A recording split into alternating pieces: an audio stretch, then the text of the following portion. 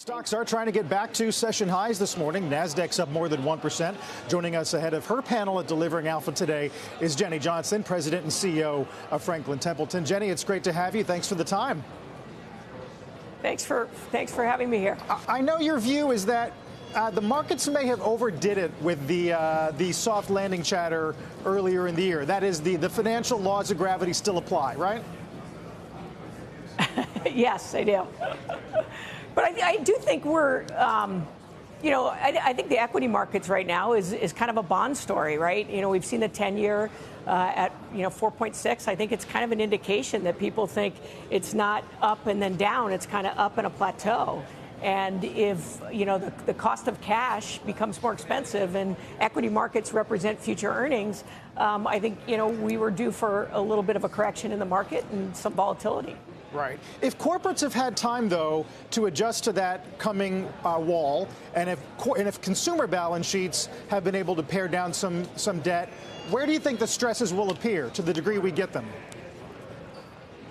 Well, I think that, first of all, I do think we are in for a soft landing. I think this is being managed reasonably well. But I think actually the 10-year may reflect a longer-term story, which is just the story of the massive debt that we have. If you look back in 2007, I think we had about $9 trillion in debt. Now we're over $30 trillion in debt, and about $25 trillion of that has to be funded by, well, the Fed owns 25% of it. Japan is the largest foreign holder of U.S. treasuries, and that's $1.1 trillion. And this year's deficit is going from last year's $1 trillion to $2 trillion. So that gets added to our debt, and that has to be financed. And so, you got to make sure that there's enough buyers out there. Japan is seeing inflation, so maybe if rates start to increase, maybe they won't buy as much Treasury. We've already heard the story of China being a little bit softer, so they're not likely to increase. And I think that it could potentially have, just if you have a lot of supply of Treasury and not enough demand, you're going to see prices go down and yields go up.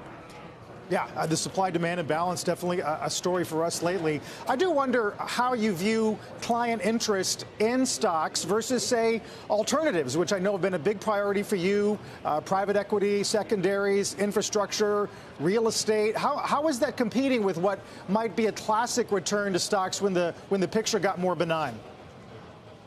First of all, the one thing that holds true at all times is people should have a diversified portfolio. I think anytime you get away from that, that's where people get in trouble. But what I like now is first of all, you are actually getting paid to be in the fixed income market.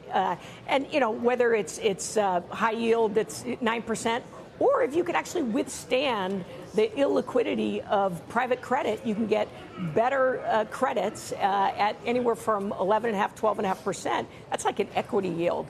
So that's why the bar for equities has increased.